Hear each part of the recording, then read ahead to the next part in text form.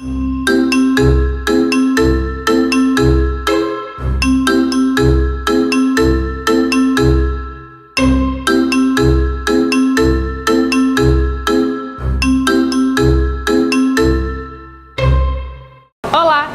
O papo literário de hoje é com o escritor e professor Enéas Tavares. Obrigada por estar aqui conosco hoje, né? Eu queria que tu me contasse um pouco, assim, hoje tu é professor de literatura, tem mestrado, doutorado, enfim, e escreve também, né? Mas quando é que começou esse teu interesse por livros, por leitura, livros ou HQs ou revistas, enfim? Eu acredito que quando eu era criança, eu sou filho único, né? Então todo filho único é um pouco autocentrado e egocêntrico e também solitário. Então eu passei boa parte da minha infância, assim, devido à profissão do meu pai, que era representante comercial, me mudando de cidade em cidade, o que te obriga a fazer poucos amigos, né?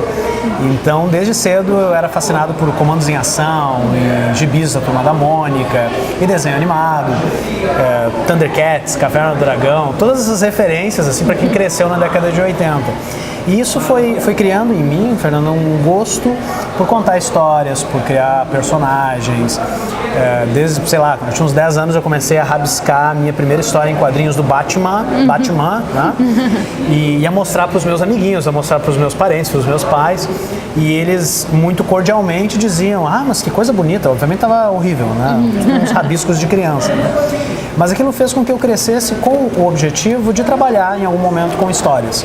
Num primeiro momento com histórias em quadrinhos, que eu queria escrever e desenhar, e depois apenas escrever quando eu percebi que eu não tinha realmente talento algum para desenhos e ilustrações.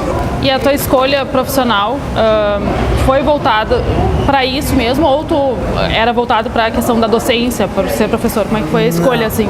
Não, eu fui fazer letras em função do sonho de ser escritor, né?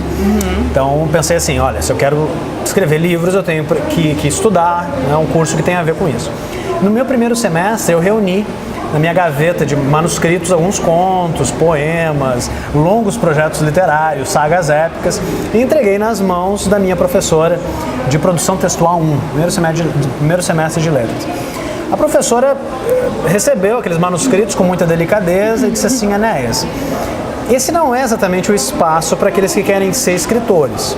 Porque aqui no curso de letras você não vai aprender a escrever histórias. Aqui nós estudamos livros para ensinar livros. Então você está aqui para ser um professor. Eu sempre gostei desse contato, né, de sala de aula, sempre me achei relativamente comunicativo. E quando eu escutei isso dessa professora, eu entendi que aquele não seria o espaço para eu me tornar um escritor. Mas eu também nunca tive conflitos com respeito à sala de aula. E eu entendi que escrevendo ou ensinando a respeito de livros, era sobre trabalhar com literatura. E essa paixão me norteou, enfim, me guiou durante todo o percurso, tanto da graduação, quanto do mestrado, quanto do doutorado. Porque esse é um problema também, né, de quem trabalha com arte no Brasil, que é como é que você vai viver da sua arte. Isso é uma coisa que eu sempre tive em mente, assim, escrevendo livros, eu não vou conseguir pagar as contas, pelo menos não tão cedo. Dando aulas, sim.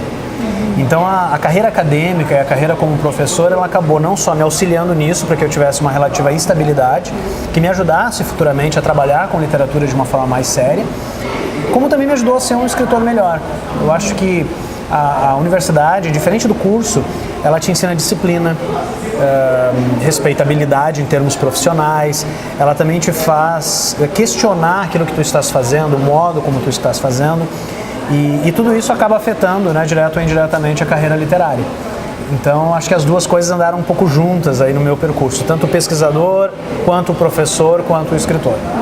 E quando é que foi a tua primeira publicação, assim, se foi algum conto, se foi...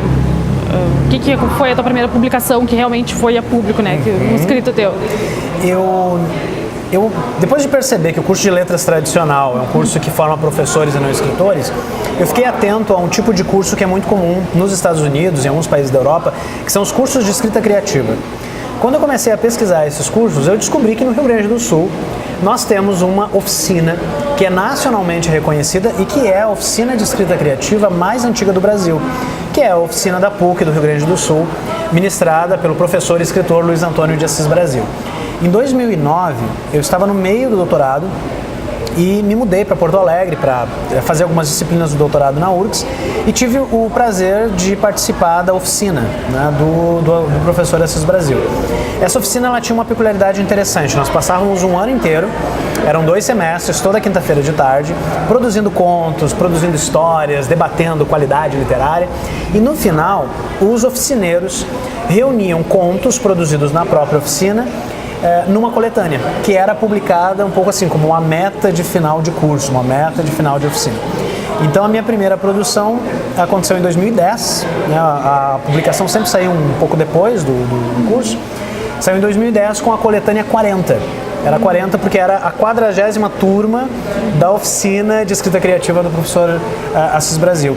E nessa coletânea eu tenho 4 contos que reunidos compõe uma noveleta chamada As Idades do Homem, né? Absolutamente, né, ousado e pretensioso, como todo menino, como todo moleque, né?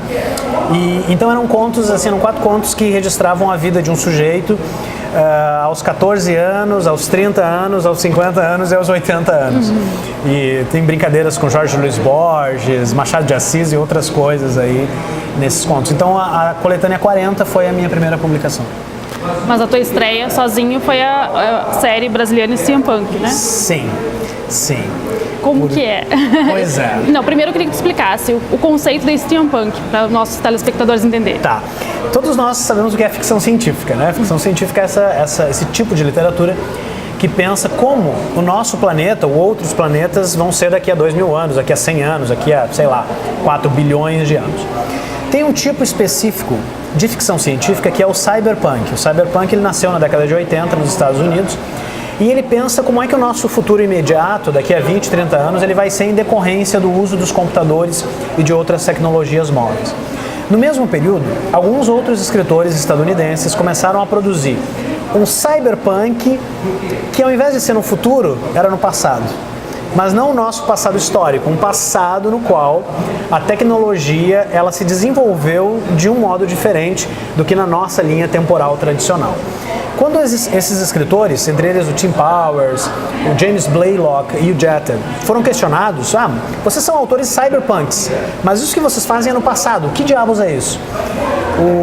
O Jeter disse, olha, pensando na brincadeira do cyberpunk, um punk cyber, se a gente está colocando no passado, vamos fazer a mesma brincadeira e vamos pensar na tecnologia a vapor, steampunk, né, como uma corruptela aí do cyberpunk e como um tipo de ficção científica que projeta no passado uma série de tecnologias do nosso presente. O nosso grande exemplo de steampunk é a Liga Extraordinária. Para aqueles que gostam de quadrinhos e literatura, a Liga Extraordinária do Alan Moore e do Kevin O'Neill são a grande referência, né? Porque também tem isso, né, Fernanda? Nessas culturas há uma apropriação da tradição que é um pouco diferente de como acontece no Brasil. Né? Os ingleses, os franceses e os estadunidenses, eles não têm problema de reler os seus clássicos, que caíram em domínio público, e de inventar novas histórias para esses clássicos. Sherlock Holmes é o grande exemplo. Sherlock Holmes é quadrinho, é história inédita, é drama de televisão, é filme, entre outros produtos que tanto ingleses quanto norte-americanos produzem. Né? No Brasil, isso não tinha sido feito ainda. Né? Então nós temos, por exemplo, Liga Extraordinária, Penny Dreadful, que faz o mesmo exercício, Ano Drácula, que é um romance do Kim Newman, que também é um romance com elementos steampunk, sendo que no Brasil nós tínhamos algumas coletâneas dedicadas a essa estética, a esse movimento, mas nada que relesse a nossa tradição clássica com um verniz de ficção científica, de aventura e de fantasia. Então foi um pouco a minha predileção por esse tipo de literatura, por esse tipo de quadrinho, que me levou a Brasiliana Steampunk. Tu utiliza personagens de Machado de Assis e outros autores bem conhecidos, Exato. né? Exato. Eles são personagens da tua história, como é que é? Eles interagem como... É sempre complicado quando a gente transforma essas experiências em narrativas, assim, começo, meio e fim, né? E especialmente quando nós não temos 4 horas para contar tudo nos mínimos detalhes, né? Mas assim, entre 2009, que eu participei dessa oficina, e o ano de 2014, eu tinha ainda uma frustração que era a seguinte: eu sempre quis trabalhar com literatura nerd, literatura geek, literatura popular. Cursos de oficina criativa, o da PUC do Rio Grande do Sul não é exceção, eles priorizam uma literatura mais séria. Né? A dita literatura contemporânea, a literatura de drama existencial, né? E nada contra esse tipo de literatura, que é a literatura que tem o maior destaque no nosso país. Mas eu queria trabalhar com algo relacionado a quadrinhos e relacionado à cultura pop. Então eu comecei a trabalhar com o Brasiliano Steampunk lá por 2012, 2013, quando a editora Leia, né, que é uma editora portuguesa que no Brasil publica Guerra dos Tronos do George Martin, estava mudando a sua linha editorial, e uma das formas de comunicar ao público essa mudança foi fazer um concurso literário. Então eles anunciaram, né, olha, nós vamos lançar um novo autor, uma nova obra, uma nova série fantástica, e nós vamos fazer um concurso de uma forma diferente. Vocês não vão enviar o manuscrito vai ser lá na terceira fase. A primeira fase vai ser: resumam a sua história fantástica em um tweet, em 140 caracteres. E esse concurso ele foi lançado lá em março de 2014, quando eu estava mais ou menos na metade da escrita do Lição de Anatomia. E como ele previa a fase de mandar o manuscrito lá em junho, eu pensei, já sei, vou aproveitar esse concurso para me fornecer o melhor amigo de todo escritor ou escritora, que é o prazo. Todo escritor precisa do prazo, senão você não termina a história, né? Como eu tinha 3 meses à frente, então eu me programei com as minhas aulas, com as minhas pesquisas e outros compromissos pessoais para me dedicar naqueles 3 meses à finalização do romance. Eu pensei, se eu passar na primeira fase e produzir o tweet, se eu passar na segunda, que era resuma a sua história num parágrafo, aí eu vou chegar ao manuscrito e eu vou terminar essa história, o que de fato acabou acontecendo. E a ideia, para resumir num tweet, é: os heróis da literatura brasileira do século XIX, num cenário retrofuturista, investigam os crimes do assassino em série Antoine Louison, que é o mote do primeiro livro. E foram quantos livros ao total na série? Até agora, o meu planejamento com a Leia são 5 livros. Até agora nós tivemos a publicação do primeiro, que é a Lição de Anatomia. O segundo livro, que é o Parthenon Místico, que é um prequel, que vai se passar 10 anos, 14 anos antes de Lição de Anatomia. Ele tem a publicação prevista para 2018. O manuscrito já está com a Leia. E os outros 3, eu não faço ideia, né? Existe sempre, especialmente no Brasil, né, para quem trabalha com literatura fantástica, onde nós não temos ainda uma indústria totalmente consolidada, há uma grande diferença entre aquilo que você planeja e aquilo que de fato acontece, né? O meu planejamento para o segundo livro era que 2 anos depois da Lição de Anatomia nós já tivéssemos o Parthenon Místico. Demorou um pouquinho mais, vamos ver se tudo der certo. Em 2018 nós teremos aí a continuação. E os outros já estão escritos ou tu ainda vais escrever? Eu ainda vou escrever. Eu tenho planejamento, né? Eu sei o que vai... A proposta que eu fiz para a editora Leia foi o enredo dos 5 livros, dos outros, Lição de Anatomia e mais os outros 4. E eu tenho uma ideia bem precisa de como que esses livros eles vão se desenvolver e como o último volume vai acabar. Eu sei exatamente qual vai ser a última cena do último livro e vamos ver quando que isso vem a público, né? Talvez daqui a 10 anos, talvez daqui a 30, nunca se sabe, né? Ou talvez isso seja descoberto daqui a 2 milênios no meu baú de manuscritos perdidos, né? No fundo do mar, ou uma coisa assim, né? Inclusive o site é muito legal, vale muito a pena acessar o site, é muito legal, muito engraçado. É o www.brasilianasteampunk.com.br e é um site que compreende várias ações transmídia, né? Porque o que eu estou tentando fazer com o Brasiliana Steampunk no Brasil é uma coisa que, novamente, é muito comum lá fora, que é uma experiência transmídia que parte da literatura e vai para o audiodrama, vai para o audiolivro, vai para o card game, vai para o tarô, vai para o site, vai para outras medialidades, né? E é o que nós estamos fazendo agora com o Brasiliana Steampunk, que já teve suplemento escolar que vocês encontram no site, tem o tarô que vocês encontram no site, card game, entre outras coisas aí que vocês vão encontrar na nossa página oficial. Mas tu tem essa questão da literatura fantástica, mas tu continua sendo um pesquisador sério, que segue as regras da BNT. Pesquisador sério, né? Pois é uma coisa engraçada, né? A forma como tu mencionas isso, né? Porque sim e não, né? Porque eu também sou o professor que agora vai nos eventos steampunk. Não estou aqui devidamente caracterizado, né? Mas nos eventos steampunk eu estou a caráter, sempre com os meus goggles, né? Para viagens de balão, zeppelins ultravelozes e trens fantasmáticos, né? E alguns alunos brigam com isso, né? Volta e meia eles me perguntam, professor, quando é que o senhor vem disfarçado de escritor de steampunk? Né? E toda a minha seriedade e respeitabilidade acadêmica vai para o espaço. Essa é uma pergunta bem interessante, Fernanda, porque no meu caso, eu já tinha uma pesquisa acadêmica consolidada com respeito à arte e pintura, poesia e pintura do século XIX, envolvendo os livros iluminados do William Blake, que é um artista inglês. Com a minha produção literária, né, indo para literatura pop, projetos transmídia, hoje eu já me vejo como orientador de mestrado e doutorado, trabalhando com literatura fantástica na academia. Então está acontecendo um caminho assim um pouco inverso, né, da minha carreira literária, nerd, geek, alterando a forma como eu percebo também a pesquisa científica. Né? O meu projeto de pós-doutorado para 2018 envolve o storytelling transmídia, né, que é essa narratividade que vai ser perceptível nos quadrinhos, na literatura, no audiovisual, que é justamente o que eu estou fazendo no Brasiliano Steampunk. Então, agora eu não estou mais vivendo uma vida dupla, né, de acadêmico sério e respeitoso durante o dia e de escritor de ficção científica à noite e nos finais de semana. O que eu estou fazendo é tentar aglutinar essas duas carreiras, uma vez que eu acho que isso é importante em todas as instâncias. Os alunos de letras percebem como positivo, olha só, tem um professor que está trabalhando com literatura no mercado editorial, está trazendo um outro tipo de discussão para a academia. Por outro lado, o mercado editorial também conta com um acadêmico que está refletindo cientificamente a respeito de outras possibilidades narrativas. Então eu acho que é uma autofertilização aí de um tema, né, ou de uma carreira sobre outra. Mas de qualquer forma são textos extremamente diferentes a forma de escrever, né?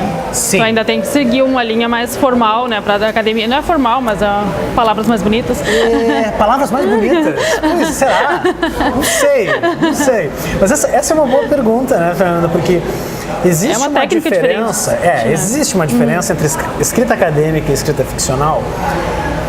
Do ponto de vista do produto final, sim. Né? Se você, por exemplo, não tem ideia do título do livro e do nome do autor, você pega 2 parágrafos de texto acadêmico e de texto literário e você sabe qual é qual. Do ponto de vista da produção, eu não sei se a diferença é tão grande, porque hoje o romancista Enéas Tavares só existe, só consegue cumprir prazos porque há um acadêmico Enéas Tavares. Né? Por exemplo, eu sei me programar para escrever um artigo acadêmico. Olha, um artigo ele tem que ter, sei lá, 4, 5 mil palavras, ou 10 páginas, 12 páginas. Então, assim, se eu tenho uma semana pela frente, eu vou dividir o meu tempo desse modo para poder cumprir essa meta. A minha escrita ficcional, ela não acontece de uma forma muito diferente disso. É muito menos inspiração, muito mais estruturação e transpiração, né? De como é que você vai dividir a história que você bolou em termos de enredo para cumprir um determinado prazo. Tanto que em cursos de escrita criativa que eu dou hoje, às vezes os alunos perguntam, né, qual é aquela dica, aquela sugestão, né? E tem várias sugestões que nós podemos dar, mas eu sempre acabo incentivando todo e qualquer pretenso escritor ou escritora a cursar um curso universitário, de qualquer ordem, né? Porque indiferente de você estudar biologia, literatura, engenharia civil ou astrofísica, no que diz respeito à pesquisa acadêmica, ritmo de trabalho e disciplina, todos esses cursos vão te ajudar muito. E para mim isso é fundamental na carreira de escritor. No Brasil nós ainda temos alguns escritores e escritoras que às vezes dizem, né, que eu sou inspirado, ou a musa veio me visitar, ou eu fico com o meu copo de Scott na frente da janela. Ontem um amigo brincou com isso, né? Na frente da janela, olhando o pôr do sol e as ideias vêm. Eu acho que não. O escritor é um profissional como qualquer outro. E o profissional, estando bem ou mal, com dor de cabeça ou não, com problemas pessoais que envolvem namorada, pai, mãe ou amigos, ele tem que produzir a sua história. E eu acho que trazer essa dimensão mais acadêmica e profissional à carreira do escritor é só positivo. Eu acho que nós ganhamos, né, enquanto artistas no Brasil, pensando a nossa profissão desse modo. Eu queria saber, assim, eventos como hoje aqui, que vai acontecer das mesas, discutindo outros aspectos da literatura não associados até hoje, mais cedo o pessoal falou assim, não associado tipo a política, a economia, não sei, o aspecto da literatura dentro da literatura mesmo, né? Como é que é? Existe bastante espaço, é uma coisa que está abrindo, como que é a tua percepção? De debater com pessoas que não necessariamente são escritores, mas pessoas, público em geral, assim, sabe? Eu acredito que nós vivemos num momento privilegiado, Fernando. Eu acho que nunca se leu tanto no Brasil, nunca se vendeu tanto livro no Brasil, né? Nós nunca tivemos uma abertura tão grande, tanto em espaços tradicionais universitários, como em espaços comerciais, como, né, a livraria Café e Prosa aqui em Bagé, para que a gente possa conversar não só entre escritores, como também com o público. Se a gente voltasse no tempo há 20 anos, isso seria impossível.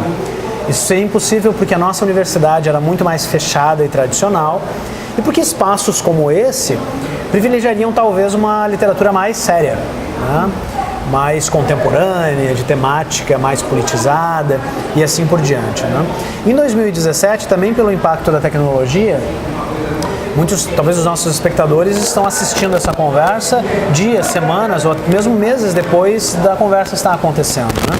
E esse é um impacto da tecnologia que nós não podemos ignorar, né? Além disso, o 2017 ele permite, em razão das redes sociais como Facebook, Instagram, mesmo Twitter, né, que a gente possa divulgar e conversar com os nossos leitores e leitoras de uma forma que antes era impossível, né? No Brasil se fala muito no eixo. Eu não tinha grandes pretensões de ganhar o concurso da Leia, não pela qualidade do Lição de Anatomia, porque eu tinha uma confiança muito grande na originalidade do projeto no Brasil e na qualidade final do texto, né? Mas eu pensava assim, Enéas, dificilmente uma editora grande do Rio de Janeiro vai premiar um autor fora do eixo. E fora do eixo mesmo, né? Eu moro em Santa Maria, no Rio Grande do Sul, assim como o Bagé, né? É o interior do interior, né? E eu acho que esse preconceito ainda persiste. Para minha surpresa, mesmo grandes editoras como a Leia já estão trabalhando, ou pelo menos diminuindo esse preconceito. Por quê? Pela tecnologia. Eu perguntei isso para o meu editor na época, né? E o Afonso Solano, muitos devem conhecer aí do Matando Robôs Gigantes, o Afonso Solano me disse assim, cara, hoje não é necessário, obrigatório, que um autor e uma autora viva em São Paulo ou Rio de Janeiro. E sabe por quê? Me perguntou ele. Por causa das redes sociais. O importante é você estar na rede social. O que você não pode fazer é dizer assim, eu sou um autor romântico que fica em casa, né, com meu cachimbo, apenas criando histórias. Não. Se você estiver na rede social, você está perto do público. E para uma editora é isso que importa. E eu acho que, para voltar agora à tua pergunta, Fernanda, isso tem a ver com essa descentralização. Sim, hoje está acontecendo um grande evento, né, em São Paulo, que é a Comic Con Experience, que continua sendo um evento que tem uma visibilidade nacional. Mas, ao mesmo tempo, nós estamos aqui em Bagé, né, na primeira Fest Fronteira Literária, né, com o objetivo de levar essa discussão e de possibilitar esses encontros em cidades que estão fora desse pretenso eixo. E a impressão que eu tenho, Fernando, é que esse tipo de evento, como o que está acontecendo hoje, ele vai só se multiplicar. Em Santa Maria nós temos iniciativas como essa, em Porto Alegre, em outras cidades maiores ou menores, né? E eu insisto, muitas dessas atividades estão acontecendo dentro das universidades. Há 2 semanas eu estava em Curitiba para uma atividade de literatura fantástica na UTFPR. Semana passada nós estávamos na UFSM para uma atividade de literatura fantástica. Hoje eu estava de manhã na Unipampa para uma banca de mestrado que trata de storytelling transmídia, de gamificação para o ensino de literatura. Então todas essas ações indicam sim, né, uma mudança no nosso panorama nacional que é positivo para editores, escritores, leitores e pessoas que adoram, né, histórias, super-heróis, aventuras, de forma geral. Bom, a gente sempre finaliza o programa pedindo uma dica de leitura, assim, que tu dê uma dica de leitura para os nossos telespectadores, um livro que tu está lendo ou que tu leu e gostou muito. Então, como tu entrevistaste um escritor de ficção científica que adora quebrar regras, eu vou dar aos espectadores 2 dicas, tá? A primeira delas é Guanabara Real, A Alcova da Morte, um romance da Avec Editora, que é um romance steampunk que se passa no Brasil, tem personagens aí que representam, né, as principais peculiaridades da nossa cultura, investigando uma câmara fatal, envenenada, no Alto do Corcovado, no Rio de Janeiro. Esse é um romance escrito a 6 mãos, é um projeto nosso na Federal de Santa Maria, são 3 escritores da UFSM que adoram steampunk e que assinam cada um dos 3 personagens desse romance. Então fica essa primeira dica. A segunda dica é A Ordem Vermelha, da editora Intrínseca, um romance assinado por Felipe Castilho. Felipe Castilho é um autor nacional de fantasia, ele tem uma série chamada O Legado Folclórico, que reinterpreta o nosso folclore nacional na cidade de São Paulo atual, com um protagonista que adora games, adora quadrinhos, né? E o Felipe tem uma entrada também em outras produções, é um dos finalistas na categoria quadrinhos quadrinhos do Jabuti, e agora a Intrínseca decidiu investir em alta fantasia, né, ao estilo Senhor dos Anéis ou Guerra dos Tronos, e o primeiro romance a ser publicado e lançado agora na Comic Con Experience é A Ordem Vermelha. Fica a dica, é um dos livros mais desafiadores e interessantes dos últimos anos, além de ter uma capa, né, que faz literalmente o nosso queixo cair. Então jogue no Google A Ordem Vermelha, Felipe Castilho, ou Guanabara Real, A Alcova da Morte, de Enéas Tavares, de Kellen Viter e Azé Cordenonzo. Com essas duas indicações de literatura nacional, de literatura fantástica nacional, tenho certeza que vocês vão se divertir bastante. Obrigada, Enéas, por ter aceito o nosso convite de estar aqui hoje. E o Papo Literário volta na próxima semana. Tenha uma boa leitura!